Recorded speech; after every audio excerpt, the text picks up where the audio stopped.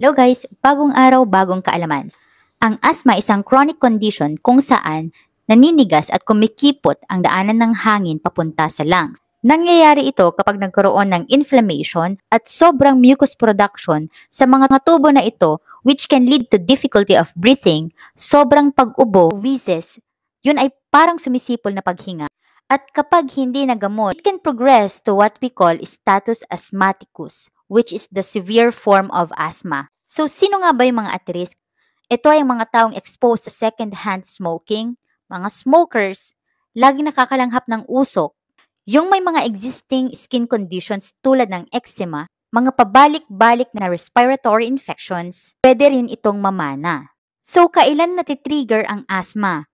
Usually, nakukuha ito kapag nakalanghap ka ng amoy ng sigarilyo, mga usok, pollens, minsan sa balahibo ng hayop, pabago-bago ang panahon o kaya na-expose ka sa sobrang lamig na temperatura, intense exercise, kapag sobrang stress ka from strong scents tulad ng perfume, ari din matrigger ang asthma sa dust, molds, occupational exposure tulad ng sa toxins, glue, latex, at mga usok. Ang mga pinaka-common na senyales ng asthma ay wheezes, ito yung parang sumisipol na paghinga, coughing, pagsakit ng dibdib, minsan ay naninikip din ito o kaya ay parang may nakadagan.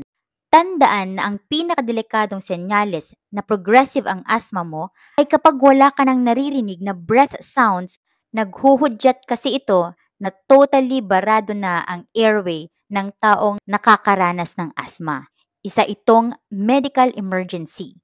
So, kailan nga ba dapat isugod sa hospital ang taong may asthma? Kapag naramdaman mo na severe ang mga sintomas o di kaya naman nararamdaman mo na ang matinding panic, anxiety, mabilis na tibok ng puso at mabilis na paghinga, wheezes, non-stop na ubo and dizzy, di ka na makapagsalita o di kaya na may makakain, nangingitim o pumupusyaw ang mga daliri, bibig, balat o di kaya naman mga gums. Magpasugod na agad sa pinakamalapit na hospital kapag nakikita ang mga sintomas na ito. Ang pinaka-best na gawin upang ma-manage ang asthma ay dapat mag-journal ka ng mga triggering factors mo para maiwasan mo ang mga ito. Make sure din na sinusunod mo ang nireseta at advice ng doktor patungkol sa iyong gamutan upang ma-maintain ang open airway at maiwasan ang pag-inflame ng mga ito.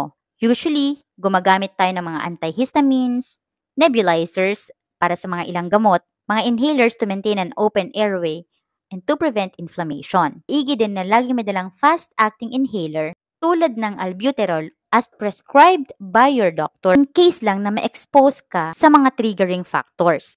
Tandaan na laging regular na magpa-check up in case lang na may mga kailangan ng baguhin sa treatment plan mo. Thank you so much for watching. Please like and share this video para makatulong pa tayo sa iba. See you next time!